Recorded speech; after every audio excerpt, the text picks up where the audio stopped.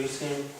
It will be a reliable source of energy. Some people still remember the blackout in Toronto that happened about 4 or 5 years back. So they said, oh, we will have our own electricity, so we don't have to rely on the power grid. It will be more comfortable, and nobody kind of agreed that it will be affordable. And it is not. I will show you some real numbers. And the feature that they were attracted to was renewable source of energy, energy and resource efficient construction, climate specific design. Our weather varies so much, so it has to be designed. Maximizing the use of natural daylight was another 60%, 65% people were interested in that. Passive solar heating, cooling, which is like free energy, using sun to heat and cool your house, and water conservation and other issues.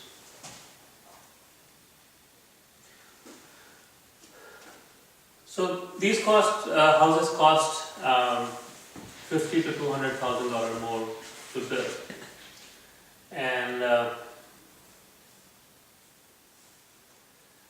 people were they were thinking that it would cost 50 to 200, and when we did the survey, we thought it would cost $10,000 to $30,000 more. So we were also wrong, and they were wrong on the upper side, we were wrong on the lower side. Most of the houses costed about $100,000 more on an average. Now, the builders who built the first net zero home, they are on to their 5th or 10th home. Now they have reduced the cost because they have made this mechanical system less complicated, and now they are putting like $50,000 to $60,000 more compared to $100,000.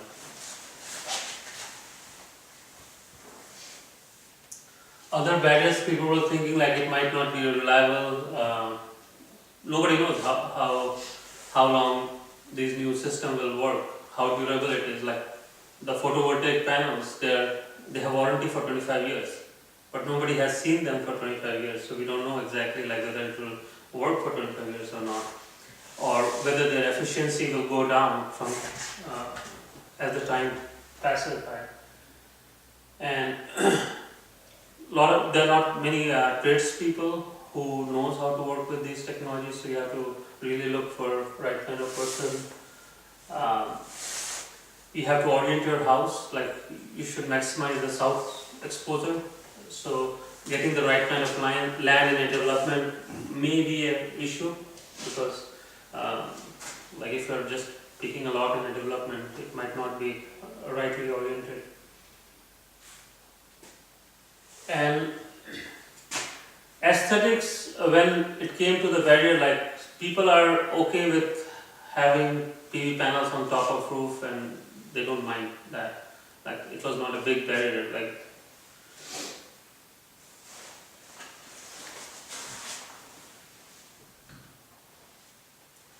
so then we launched this Equilibrium initiative. It was industry-led initiative, so it was not taxpayers' money that went totally into the construction. We just paid $50,000 to $60,000 to each builder to build these houses, and they have to give us back a lot of things. Like they have to open these houses for public demonstration for a period of 6 months to 1 year. We will monitor those houses for a period of 1 to 2 years to see whether they're performing well or not. They had to do a lot of designing, extra designing, and simulations and design sheds. So hire consultants, think about design, think about different things.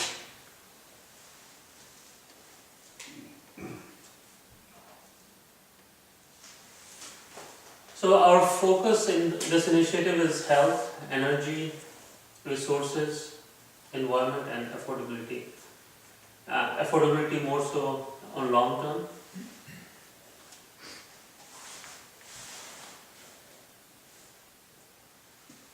So when we started the initiative, every team had to do a integrated design shed. So they have to look into the layout of the house, what mechanical system they should be using, what kind of flooring, what kind of PV panels, how much they will be generating. So basically doing a simulation and how all systems will work together. Also doing energy efficient construction. So you have to make these houses doing this is, these things are very like low cost item. So making your house energy efficient. Generally, a code built house nowadays is about 68 to 72 on Energite scale. Are you guys familiar with Energite scale? It's like you do a blower door test and see the air leakage from where the air is leaking from the house, and that will determine like how efficient your house is. And so most of the houses are 68 to 72% right now on the Energite rating. There's various other components to it. I'm just simplifying it, but you can easily bring it up to like 82 to 85 level by spending a little bit of money. So adding insulation in the walls, adding insulation in the attic, choosing the right kind of windows. By doing that, you can bring energy efficiency of your house to that level. And after that, you will need just a small heater to heat the whole house. Like I assume like that is the only thing that is heating this place right now. Some of the baseboard heaters are actually working right now too. Is it? Yeah. Okay. Not this one though. Okay. They had the front door open for 15 minutes too before you got here. Oh, it was open? Then maximizing the natural daylighting is a good one, like having most of the windows on the south side, not minimizing the windows, but you should put one or two windows to maximize the incoming light so that you use less electricity. But you will have to then switch to triple glazed with argon filled, krypton filled windows or quadruple glazed on those. Also think about water conservation, so simple things like tapping your rainwater, collecting in rain barrel, to using aerated faucets, recycling some of the water, reusing it. So collecting the grey water, using it for flushing toilet, for example. There are a lot of systems available, and it's not that expensive to do it. Doesn't need big space. You need just a small tank and some chemicals, and you can clean the water easily. Also, not disturbing the natural habitat. So whatever, if you're buying a lot, so if there is old tree, so you build around that instead of cutting all the trees and getting rid of all the animals or habitat that was there, all the insect germs, things like that.